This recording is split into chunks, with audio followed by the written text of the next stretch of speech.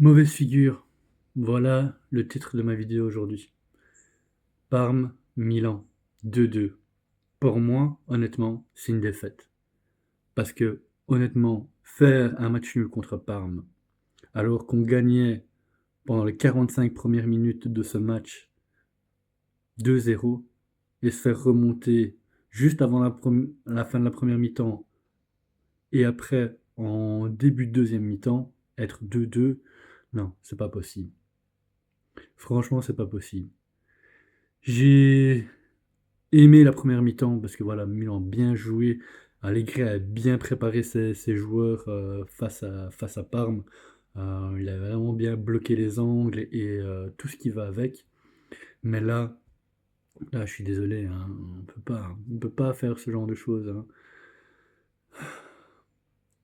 Surtout que voilà, Parme n'est pas une équipe comme l'Inter où justement ça va être le prochain match. Qu'est-ce qui va se passer contre l'Inter? Moi, c'est ça ma question. Si on arrive à faire match nul contre Parme, perdre contre la Crémonaise, match nul contre Pise. Alors vous allez me dire, oui, mais on a gagné contre la Rome, on a gagné contre le Naples. Oui, quoi? Alors, contre toutes les petites de la Serie A, on va faire match nul ou perdre, et contre les grosses, on va gagner. Mais c'est pas comme ça qu'on gagne un championnat, les gars. C'est pas comme ça. Justement, je comprends pas. Je comprends pas. Je suis énervé, les gars. Je suis vraiment énervé. J'ai encore la boule au ventre et j'ai mal dormi pour vous dire. Franchement, tellement que ce match m'a tenu à cœur. Et honnêtement, à la première mi-temps, pardon, j'étais dégoûté. J'étais dégoûté parce que j'ai senti comment allait se passer la deuxième mi-temps. Et je sentais, et on l'a vu, hein, les 20 premières minutes de la deuxième mi-temps, Parme a dominé totalement le Milan. Milan avait disparu. Tout ce qui s'était passé en première mi-temps avait disparu en deuxième. Bon. Après, voilà, quand Parma a fait le 2-2, là, à ce moment-là, Milan a réagi avec plusieurs occasions, comme avec celle de Salamakers, celle de Pulisic. Incroyable. Salamakers, il doit la mettre, là, les gars. Il doit la mettre, c'est pas possible. C'est pas possible. Il est devant le gardien tout seul. Fait, je sais pas, moi, une balle enroulée sur le côté, ou lobe le gardien, ou fait quelque chose. Mais n'essaye pas de le tripler. N'essaye pas parce que tu laisses le temps au défenseur de Parme de revenir. Et voilà ce qui s'est passé.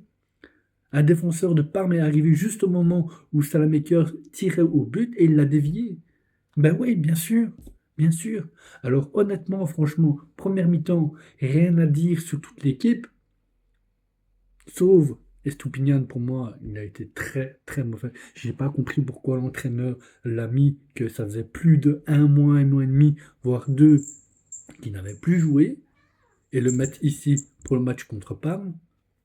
Non, moi je suis désolé. Je suis désolé. Pourquoi il a pas mis Bartezali? Que lui, c'était vraiment une certitude, on pouvait compter sur lui. Ce genre d'erreur qu'il a fait, parce qu'il a fait deux erreurs, hein, et qui nous a valu deux goals, les gars, hein.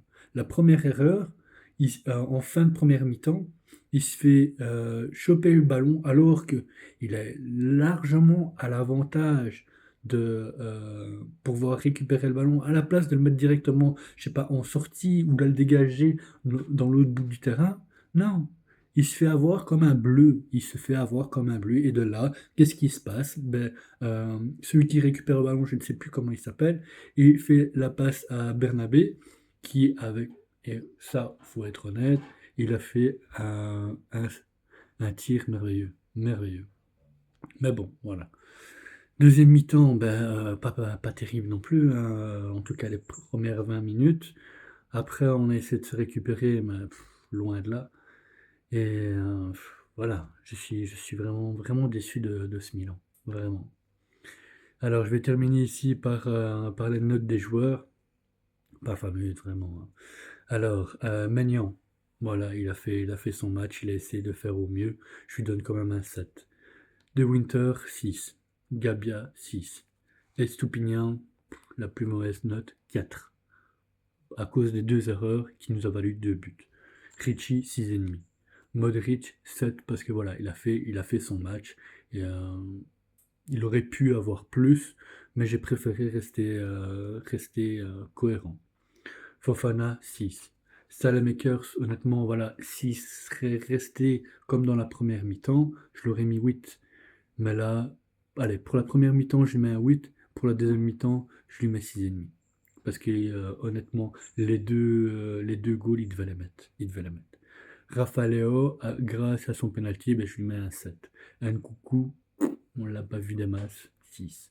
Loftus-Cheek, Tekame, Bartezali, 6 aussi. Et Pulisic, malheureusement, franchement, elle aurait dû aussi être rentrée dedans. Il a essayé vraiment de la placer là en deuxième mi-temps quand elle est rentrée. Je lui mets un 6,5. Et Allegri, pour la première mi-temps, ben voilà, comme je vous avais dit, il a bien préparé le match. Mais en deuxième mi-temps, ben, je l'ai vu aussi sur le terrain, il s'est énervé, il n'en pouvait plus, c'était pas possible. Je vais lui mettre un 6,5. Voilà. En tout cas, voilà, je vous souhaite un bon dimanche, les gars. Forza Milan, et on verra bien qu'est-ce qui va se passer contre l'Inter. Je vous ferai une petite vidéo, à mon avis, dans la semaine, en parlant d'un joueur. Et on se reverra sûrement pour... et ou s'il y a aussi d'autres nouvelles, bien sûr, hein. S'il y a d'autres nouvelles, ben voilà, je ferai des vidéos en conséquence.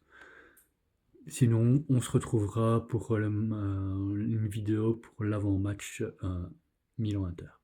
Voilà, je vous souhaite une bonne journée. N'oubliez pas de me laisser un petit like, un petit commentaire et vous abonner à ma chaîne. Bonne journée. Sempre insieme a te sarò.